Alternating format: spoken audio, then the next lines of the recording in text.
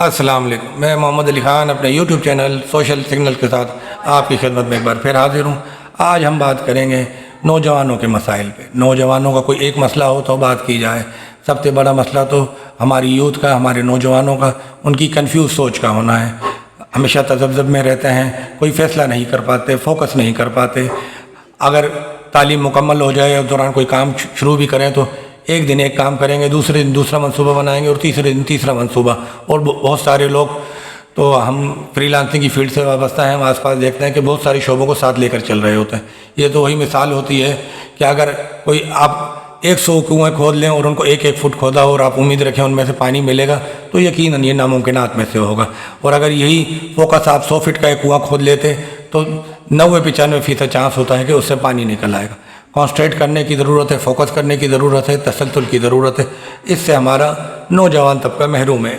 اس کی بہت اہم وجہ ہے کیونکہ ہمارے یہاں کیریئر کونسلنگ کا کوئی کانسیپٹ نہیں ہے، نہ ہی حکومتی سطح پہ، نہ انسٹیٹیوشن کی سطح پہ، نہ ہی والدین کی طرف سے اتنا کوئی گائیڈ لائن ملتا ہے۔ الا ماشاء اللہ کہیں ملتا ہو، مگر مجموعی طور پہ ایسی گائیڈ لائن نہیں مل پاتی ہے، بلکہ الٹا ان پہ امپلیمنٹ کیا جاتا ہے، مسلط کیا جاتا ہے کہ بھائی تم ڈاکٹر بن جاؤ، تم انجینئر بن جاؤ، تم فلاں فیلڈ میں چلے جاؤ۔ جب تک ہم فریڈم آف ورک نہیں دیں گے، فریڈم آف تھنکنگ نہیں دیں گے نوجوان کو، وہ آگے نہیں بڑھ سکتا، وہ کامیاب نہیں ہو سکتا، وہ دنیا کا مقابلہ نہیں کر سکتا۔ جب کیریئر کونسلنگ میں جب تک ایٹیٹیوڈ ٹیسٹ نہیں لیا جاتا اور اس میں یہ نہیں دیکھا جاتا کہ کس شخص کی دلچسپی کس شعبے میں ہے اور اس نے کیا کام کرنا ہے، دنیا بھر میں یہ ٹیسٹ لازمی ہوتا ہے۔ ہمارے یہاں ایسا کوئی ٹیسٹ اول تو ہوتا نہیں، اور کہیں ہوتا بھی ہو تو محدود پیمانے پر اس کے اثرات ہوتے ہیں۔ ہمارے یہاں تو بھیڑ چال کا سما ہے، اگر کوئی آئی ٹی کر رہا ہے اور کوئی اچھا کما رہا ہے تو سب اسی فیلڈ میں جا رہے ہیں۔ ہمارے یہاں کاروبار کا رجحان نہیں ہے، بس ایم اے کر لو، بی اے کر لو، ایم بی اے کر لو، پی ایچ ڈی کر لو اور پھر جاب ڈھونڈتے رہو۔ حالت یہ ہو جاتی ہے کہ اگر اسلام آباد میں پولیس کانسٹیبل کی ویکینسی بھی آ جائے تو لاکھوں لوگوں کی درخواستیں ہوتی ہیں، جس میں ایم بی اے، ایم اے، ایم فل اور پی ایچ ڈی تک کے لوگ شامل ہوتے ہیں، کیونکہ نوکریوں کا کال ہے اور لوگ کاروبار نہیں کرنا چاہتے، کام نہیں کرنا چاہتے، پرائیویٹ سیکٹر کی طرف نہیں جانا چاہتے، اپنا کوئی سیٹ اپ نہیں بنانا چاہتے، اسٹارٹ اپ کی طرف نہیں آنا چاہتے۔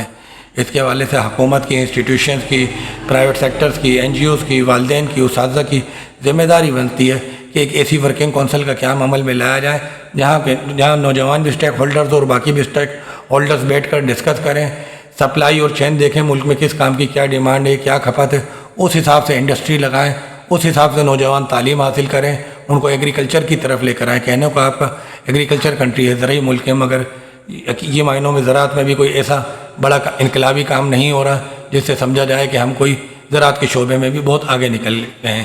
ابھی تک کوئی روایتی طریقہ کار ہے، وہی روایتی مٹیریل استعمال ہوتا ہے۔ آپ ایک مثال لے لیں کہ سال میں 4 سے 5 مہینے آم کا سیزن ہوتا ہے، اس کے بعد آم شارٹ ہو جاتا ہے، ختم ہو جاتا ہے، مگر اس کو ڈی ہائیڈریٹ کرنے کا، فریز کرنے کا یا اس کے پھل کو محفوظ کرنے کا بڑے پیمانے پہ کوئی سیٹ اپ نہیں ہے۔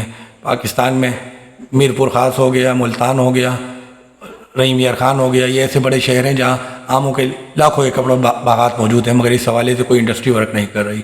سمجھانے کو، سمجھنے کو یہ صرف ایک مثال ہے، ایسی بہت ساری مثالیں دائیں بائیں بھری پڑی ہیں۔